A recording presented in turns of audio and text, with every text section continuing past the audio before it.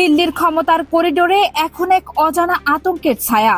যে মানুষটিকে একসময় অজেয় লৌহমানব বলে মনে করা হতো, সেই নরেন্দ্র মোদীর সাজানো মসনদ আজ যেন তাসের ঘরের মতো কাঁপছে। আর এই কাঁপনের উৎস অন্য কেউ নয়, ভারতের জেনজি অর্থাৎ তরুণ প্রজন্ম। এখন প্রশ্ন একটাই, তরুণদের এই প্রবল গণ আন্দোলনের মুখে কি সত্যিই ভেঙে পড়তে যাচ্ছে তিনবারের প্রধানমন্ত্রীর সাম্রাজ্য? সবকিছুর শুরুটা হয়েছিল ভারতের শিক্ষা ব্যবস্থার ভেতরের পচনকে কেন্দ্র করে।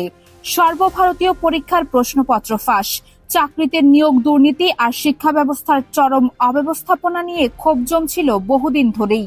লাখ লাখ মধ্যবিত্ত নিম্নবিত্ত পরিবারের সন্তানরা দিনরাত এক করে পড়াশোনা করেও যখন দেখছে টাকার বিনিময়ে প্রশ্ন বিক্রি হয়ে যাচ্ছে, তাদের সারা জীবনের লালিত স্বপ্ন এক মুহূর্তে মাটিতে মিশে যাচ্ছে, তখন সেই ক্ষোভ আর চাপা থাকেনি। সেই হতাশা, সেই বঞ্চনা থেকে রাজপথে নেমে এসেছে তারা। প্রথমে কয়েকটি বিশ্ববিদ্যালয় ক্যাম্পাসে শুরু হওয়া এই আন্দোলন এখন দাবানলের মতো পুরো দেশে ছড়িয়ে পড়েছে। দিন যত যাচ্ছে ভারতের অভ্যন্তরীণ পরিস্থিতি মোদী সরকারের নিয়ন্ত্রণের একেবারে বাইরে চলে যাচ্ছে বলে মনে করছেন বিশ্লেষকরা। রাজপথের লাগাতার বিক্ষোভ, সাধারণ মানুষের ভেতরে জমে থাকা পুঞ্জীভূত ক্ষোভ আর ক্রমবর্ধমান রাজনৈতিক অস্থিরতা টানা ৩ মেয়াদে থাকা কট্টর হিন্দুত্ববাদী নেতা নরেন্দ্র মোদীকে তার রাজনৈতিক জীবনের সবচেয়ে কঠিন ও চূড়ান্ত পরীক্ষার সামনে দাঁড় করিয়ে দিয়েছে। এই আন্দোলনের সবচেয়ে চমকপ্রদ দিকটি হলো এর অনুপ্রেরণা।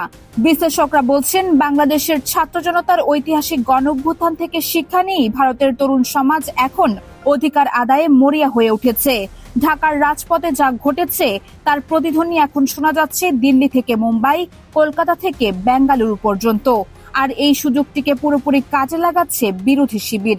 বিরোধী দলীয় নেতা রাহুল গান্ধী থেকে শুরু করে কংগ্রেসের শীর্ষ নেতৃত্ব এই তরুণদের আন্দোলনকে পুঁজি করে মোদী সরকারের উপর প্রবল চাপ সৃষ্টি করছে।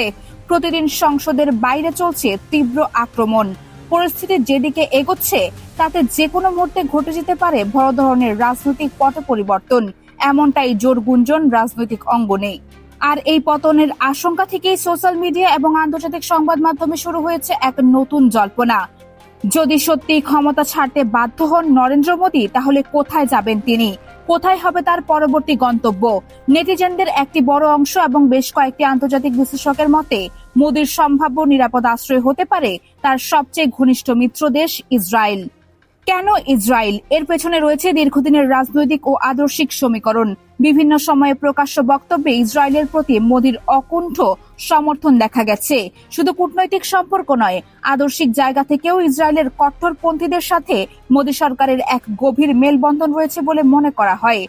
অনেক রাজনৈতিক পর্যবেক্ষকের মতে উগ্র হিন্দুত্ববাদ এবং জায়নবাদের মধ্যে এক অদ্ভুত আদর্শিক মিল রয়েছে।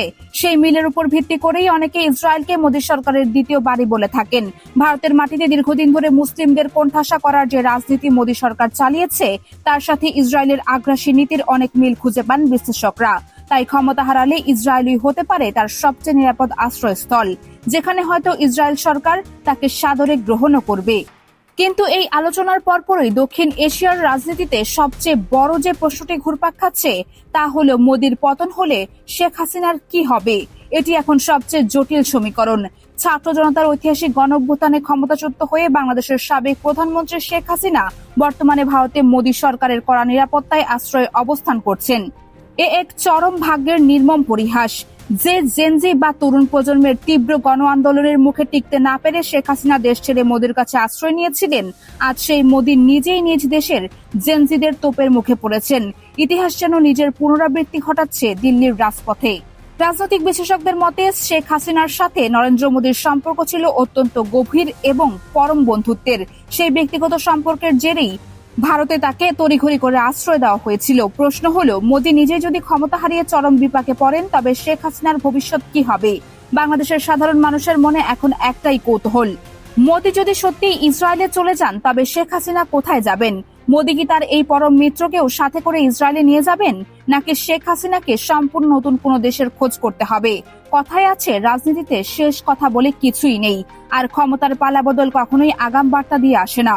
ভারতের চলমান এই অস্থিরতা কেবল তাদের অভ্যন্তরীণ বিষয়ই নয়, বরং এটি সরাসরি প্রভাব ফেলছে শেখ হাসিনার অনিশ্চিত ভবিষ্যতের উপর। এই নিয়ে চলছে দুই ধরনের আলোচনা। প্রথম পক্ষ বলছেন, মোদী ক্ষমতা ছাড়লেও হাসিনা হয়তো ভারতেই থেকে যাবেন। কারণ এই মুহূর্তে অন্য কোনো দেশে তার রাজনৈতিক আশ্রয় পাওয়ার সুযোগ অত্যন্ত ক্ষীণ। আমেরিকা বা যুক্তরাষ্ট্র আগেই তাকে গ্রহণ করতে অনীহা প্রকাশ করেছে। মধ্যপ্রাচ্যের দেশগুলোও তাকে নিয়ে নতুন কোনো কূটনৈতিক বিতর্কে জড়াতে চায় না।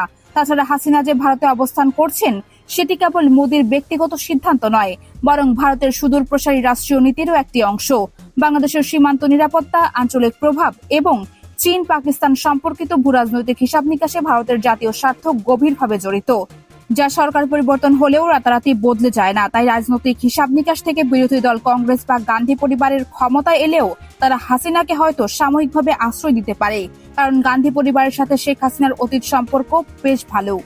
তবে মুদ্রার উল্টো পিঠটাও রয়েছে, যা শেখ হাসিনার জন্য সবচেয়ে বড় আতঙ্কের কারণ হয়ে দাঁড়িয়েছে। একটি রাষ্ট্রের কাছে ব্যক্তিগত সম্পর্কের চেয়ে রাষ্ট্রীয় স্বার্থ সবসময় বড় হয়ে দাঁড়ায়।